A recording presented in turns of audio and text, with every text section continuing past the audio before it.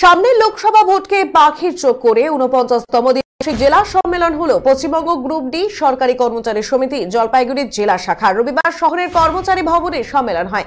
সম্মেলন থেকে সমিতির সদস্য সংখ্যা বাড়ানোর লক্ষ্যমাত্রা নেওয়া হয়েছে। গত 2 বছরে 20% সদস্য সংখ্যা বেড়ে এই মুহূর্তে 350 সদস্য রয়েছে সমিতির বলে দাবি। কর্মচারীদের প্রত্যেকের বাড়ি বাড়ি সদস্যপদ গ্রহণের কর্মসূচি নেওয়া হচ্ছে। অন্যদিকে এদিন সম্মেলন থেকে রাজ্য সরকারের স্বৈরাচারী মনোভাবের অভিযোগ তুলে প্রতিবাদ জানালেন সমিতির সদস্যরা। পাশাপাশি বকেয়া মহার্ঘ ভাতা প্রদান, চাকরি জীবন হারিয়ে যাওয়া একাধিক প্রাপ্য অধিকার ফিরিয়ে দেওয়ার দাবি, সরকারি দফতরে শূন্যপদ পূরণ, চুক্তিভিত্তিক কর্মীদের স্থায়ীকরণ সহ একাধিক দাবি করা হয়েছে।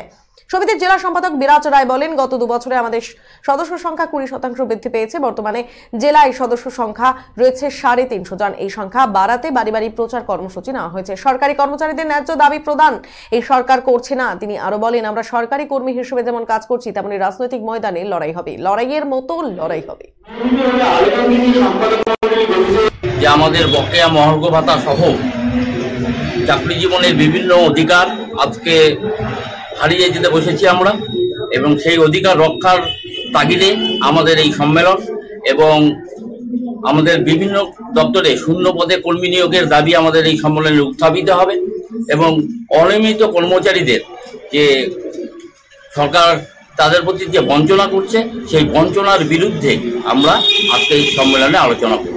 সদস্য সংখ্যা আমাদের বজায় রাখতে হবে। বিগত পঞ্চায়েত নির্বাচন